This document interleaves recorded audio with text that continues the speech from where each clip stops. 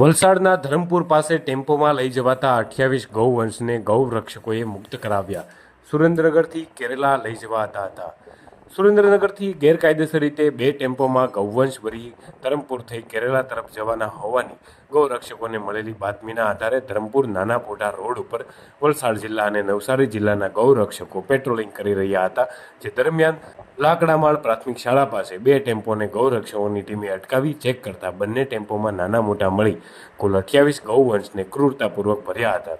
સાથે ગૌવંશ માટે પીવાના પાણી કે ખોરાકની યોગ્ય વ્યવસ્થા કર્યા વગર ટેમ્પોમાં ભરી લઈ જઈ હોવાનું સામે આવતા ગૌરક્ષકના આગેવાનોએ તાત્કાલિક ધરમપુર પોલીસની ટીમને ઘટનાની જાણ કરી અને 2 ટેમ્પોમાં ભરેલા 28 ગૌવંશ સાથે 6 ઈસમોને ધરમપુર પોલીસની ટીમને સોંપ્યા હતા.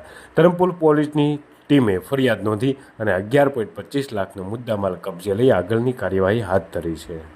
આ સાથે બીજા ટેમ્પોમાં ચેક કરતા તેમાંથી પણ નાના મોટા કુલ 15 ગૌવંશ ટૂંકા દોરડા વડે બાંધી ગૌવંશ માટે યોગ્ય ઘાસચારો કે પાણીની વ્યવસ્થા ન કરી હોવાનું સામે આવ્યું હતું.